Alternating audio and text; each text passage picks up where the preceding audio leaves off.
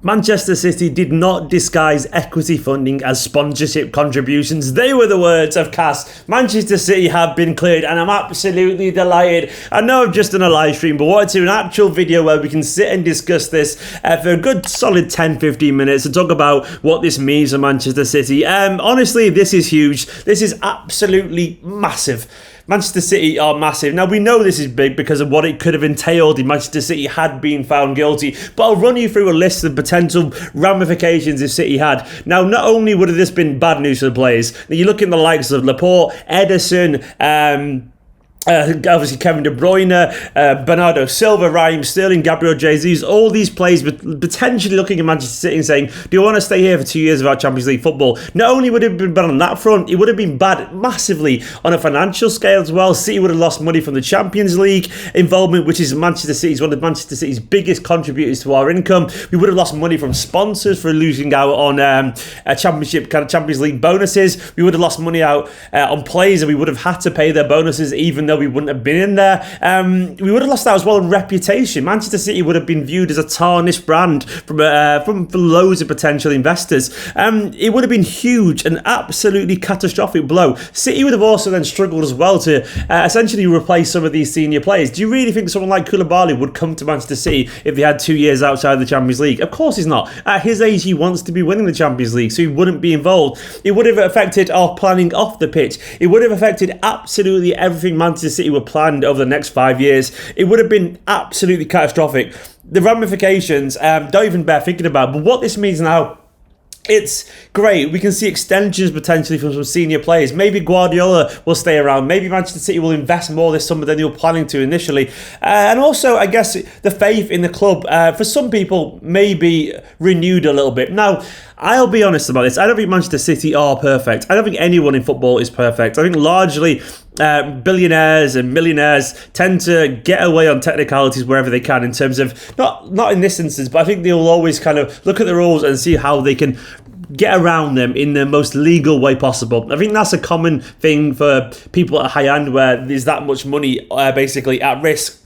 But having said that, I don't think City did anything different than United would do, or Liverpool would do, or any other club would do. And the idea that City's sponsorships were being disguised as equity funding has basically been proven to be bullshit by Cas. Cas are independent and unbiased. You can't turn around and say that they were bribed by Manchester City. It's childish. It's nonsense. They come up with their verdict, and it's legal and it's fair. Basically, you're going to have to accept it if you're a fan of a rival club, that Manchester City are no different than the rest of them. You can argue whether Manchester City are a little bit dodgy fundamentally, but so are Uefa. So are basically everyone in football. When you look at what there was a great thread on Twitter from Swiss Ramble, who's a financial expert based in Switzerland, and he was saying a few months ago that City's investments in sponsorship, and he's an Arsenal fan, I think, for what it's worth, but he was looking at the accounts and saying City's investments as sponsorships from companies that are basically invested in the company as well was no different to the likes of Fiat, who partially own Juventus, investing an awful lot to sponsor Jeep, on the shirts, or Adidas and Audi in buying, and so on and so on. Basically, there was loads of clubs throughout Europe at the top who also have investors and sponsors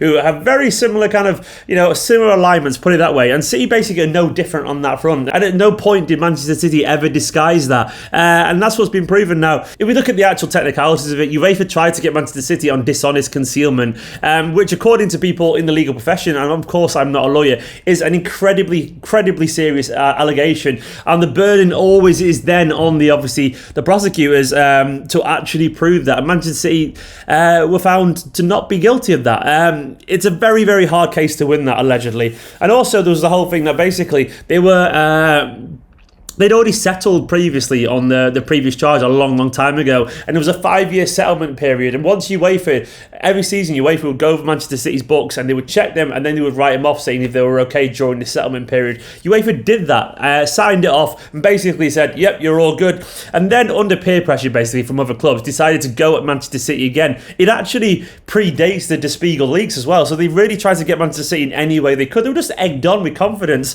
and they were also basically saying they're going to ban Manchester City from the Champions League before they'd even started the proceedings. They knew what they were doing. They went against their own rules. And if you don't like the rules, that's your prerogative. But you have to understand that Manchester City did everything within the book according to UEFA's own very dodgy rules anyway. I'm sorry, financial fair play, we all know, was brought in to stop Manchester City spending loads of money and other such teams. It always has been, it always will be. They can act like they're doing it to stop smaller clubs going bust, but they don't give a fuck. It's always been about protecting a certain massive clubs and investment. In the end, UEFA just didn't have a strong case against Manchester City, and I think this was actually quite clear cut in the end. It wasn't a case of that City won on some kind of technicality. No, it's just genuinely legal proceedings. There has to be strong evidence, there has to be a precedent, there has to be all these kind of things, and that's how court cases are won, because there's an awful lot of money in this, and if you're going to make a claim that could take massive earnings away from someone, you have to prove it, and UEFA couldn't prove it in the end, and that's literally all that matters. One thing I do hate is the idea that Manchester City fans all of a sudden have to answer for this. I've enjoyed giving out a little bit on Twitter today, I'm not going to lie,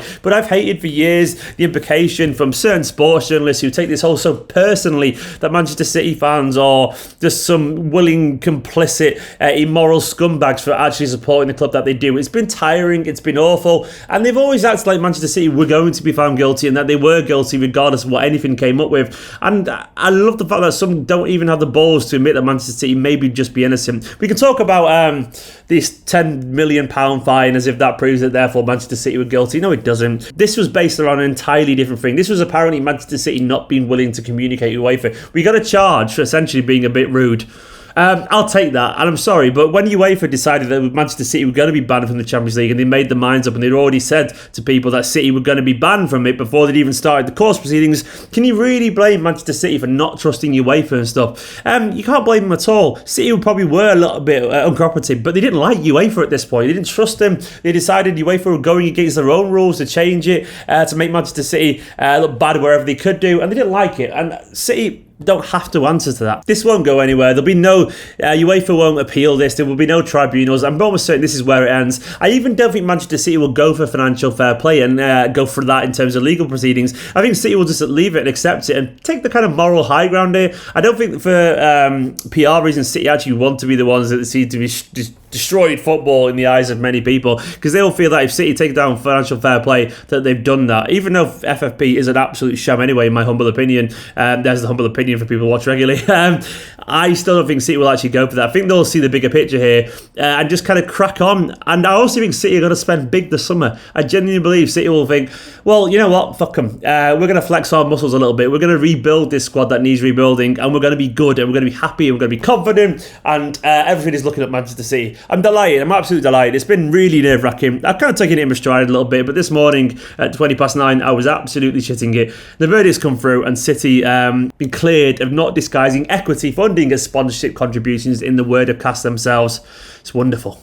I can't pretend not to be absolutely delighted watching all these journalists like Barney Rones that are absolute breakdown on Twitter today. We're seeing the likes of Mark Gogden and Nick Harris and all these lot looking for technicalities, looking for reasons why they still can hate Manchester City. They're all looking for it because they all hate Manchester City. They hate the fact that City fans have defended them. And once again, there's been some City fans who've been nothing but reasonable and discussed these issues like adults with them, attempted to debate it in a reasonable way without getting personal, and they've been met with blocks or belittling, patronising statements consistently. Personally, I've stepped back from the financial fair play stuff for some time because I'm not an expert on this. I don't pretend to be, and the idea that football fans have to be an expert on this is absolutely farcical in the first place. We are football fans. We like watching blokes kick a ball around a pitch. You know, we don't like talking about finances instinctively. But I'm sorry, in this sense, you can engage in a bit of schadenfreude. You can enjoy the misery of others, and particularly when they're kind of snivelling little snide journalists who've done everything they can at every opportunity to make City look bad, and also